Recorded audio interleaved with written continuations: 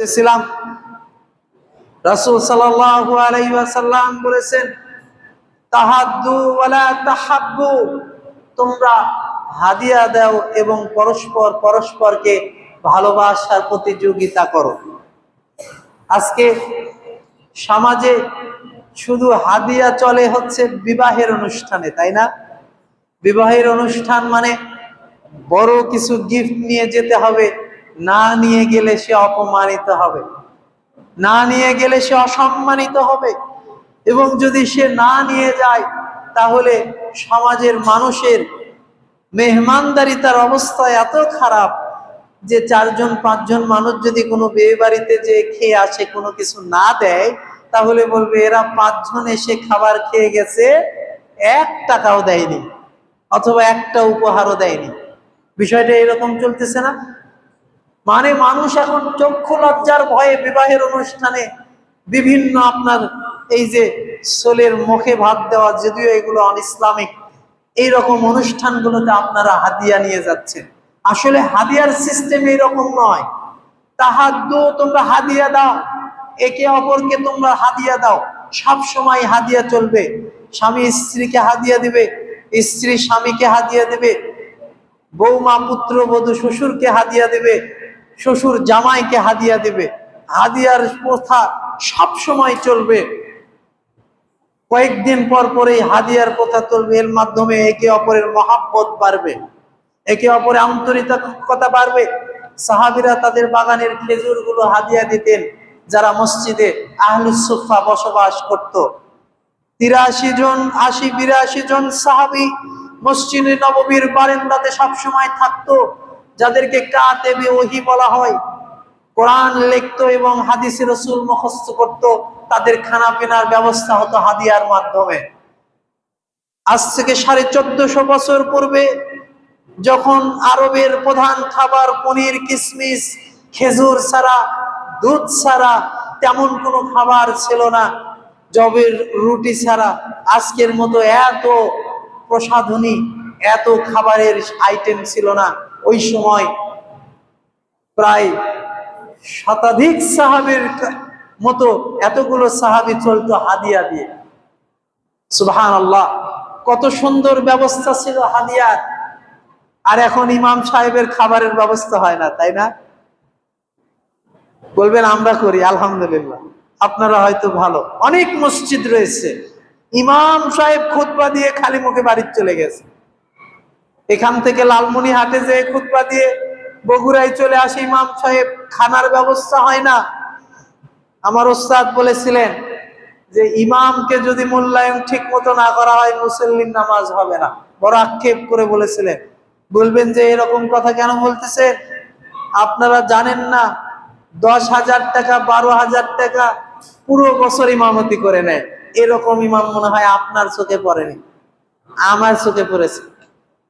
ইমাম সাহেবকে জিজ্ঞাসা করলাম যে কত বেতন পান? তো বলছে 14,000। আমি বললাম আলহামদুলিল্লাহ, গ্রাম অঞ্চলে এত বেশি বেতন, খুশি হয়ে গেলাম। তো বলতেছে বছরে 14,000। বুঝতে পারছেন কি?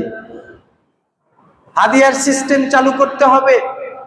সাহাবা ইকরাম 80 জন সাহাবী যদি মসজিদে নববীর বারান্দায় হাদিয়া দিয়ে চলে, তাহলে আপনার মসজিদ, আপনার ইমাম, আপনার মুয়াজ্জিম হাদিয়ার উপরেই চলবে।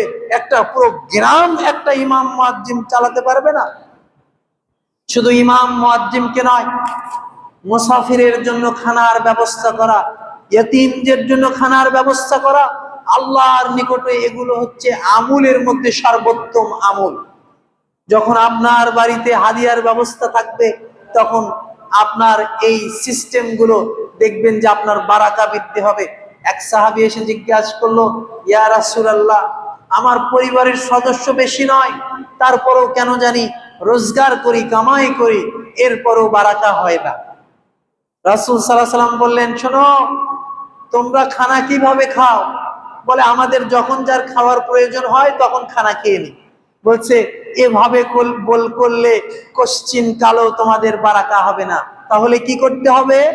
বলবে খানার সময় সবাইকে একসাথে বসতে হবে, এক পাত্র থেকে সবাই বিসমিল্লাহ বলে খানা শুরু করতে হবে, তাহলে তোমাদের খানাতে বারাকা হবে। ওই সাহাবী পরে বাড়িতে ফিরে গেলেন, খাবারের সময় যখন আসতো খাবারগুলো সামনে রাখতেন, সবাই একসাথে বসতো। বলতেছে এর পরে আমার বাড়িতে খাবারের আর কখনো কমতি পড়েনি। সুবহানাল্লাহ। একসাথে খানার পদ্ধতিগুলো এখন চলে গিয়েছে, তাই না ভাই? শহরে জীবন, ছেলে খায় ডাইনিং এ বসে, আপনি খান ডাইনিং এ বসে, আর ছেলে খায় ওই টিভির সামনে সোফাতে বসে, মেয়ে খায় 1 ঘন্টা পরে রুমে বসে, আর আপনার স্ত্রী যে কখন খায় আল্লাহ জানে। ঠিক আছে না? আল্লাহ হেফাজত করুন। সবাই মিলে একসাথে খেতে বসবেন, বারাকা হবে, আন্তরিকতা বৃদ্ধি হবে, পারিবারিক শিষ্টাচার ইসলামিক মূল্যবোধ বৃদ্ধি হবে। সম্মানিত উপস্থিতি হাজিরিন, বলতেছিলাম আরো বারাকা চান? আল্লাহ রাসূল সাল্লাল্লাহু আলাইহি সাল্লামের কাছে সাহাবীরা আসলেন, জিজ্ঞাসা করলেন যে আমাদের রিজিক গুলোতে আমরা আরো বারাকা চাই। তাহলে রাসূল সাল্লাল্লাহু আলাইহি সাল্লাম বললেন, প্রতিবার ওয়াক্তে প্রতি খাওয়ার সময় মেহমানের ব্যবস্থা করো, আল্লাহ তোমার রিজিকে বারাকা দিয়ে দেবে। সাহাবেগণ ইফতার করতেন রমজান মাসে, মেহমান থাকতো না, এরকম খুব কমই ঘটতো। বিশেষ করে যে সকল জান্নাতি সাহাবী আবু বকর, ওমর, ওসমান, আলী, যাদের কথা আমরা জানি, তারা যখন দেখতো আজকে মেহমান নেই, তারা ইফতারের আগ মুহূর্তে রাস্তার মাথায় যে দাঁড়িয়ে থাকতো, যে একটা মেহমান পেলে তাকে ধরে নিয়ে বাড়িতে যাব, এরপরে ইফতার করব। তাহলে আমার আপনার বাড়িতে আজকে মেহমানের সিস্টেম নেই। আজকে মুসাফিররা আপনার এলাকা থেকে না খেয়ে ঘুরে চলে যায়, মুসাফিররা মসজিদে এসে বসে থাকে দূর দূরান্ত থেকে, আমরা খোঁজ খবর নেই না বাড়ি কোথায়, কোথা থেকে এসেছেন, খানা পিনা হয়েছে কিনা, এগুলো আমরা খোঁজ নেই না। তবে আপনার আমার বাবা দাদারা এগুলো খোঁজ নিত। খেয়াল করে দেখবেন যে আপনার বাবা অথবা আপনার দাদা, আপনার নানা, দেখবেন হুট করে হঠাৎ করে একজন একটা লোককে নিয়ে যে বাড়ির আগিনায় বলছে, আব্দুল্লাহর আম্মা, বাইরে থেকে একজন লোক এসেছে, খানা পিনার ব্যবস্থা করো। আপনার নানি আপনার দাদি ব্যবস্থা করেছে, কোনোদিন জিজ্ঞাসা করেনি যে এই লোককে হঠাৎ করে কোথা থেকে নিয়ে আসলে। তবে আপনার স্ত্রী জিজ্ঞাসা করবে, আজই নিয়ে যান। বলবেন লোক নিয়ে আসার কথা তো আগে বলনি, আগে বলতে হবে না? আর হট করে একজন লোক নিয়ে আসছো, কি খাওয়াবো, কি করব এখন? দেখবেন আপনার স্ত্রী রেগে যাবে। এই জন্য এই ভয়ে আপনিও নিয়ে যেতে সংকোচ বোধ করেন। সম্মানিত উপস্থিতি হাজিরিন, বলতেছিলাম এই মেহমানদারিতার ব্যবস্থা করতে হবে। এগুলো ইসলামী শিষ্টাচার, ইসলামী কালচার, ইসলামী রীতি পদ্ধতি। জীবনে যদি কেউ বারাকা চায়, জীবনে যদি কেউ কল্যাণ চায়, সে যেন বেশি বেশি করে সালাম দেয়। দ্বিতীয় যে কাজটি করতে হবে, একসাথে খেতে বসতে হবে এবং মেহমানের ব্যবস্থা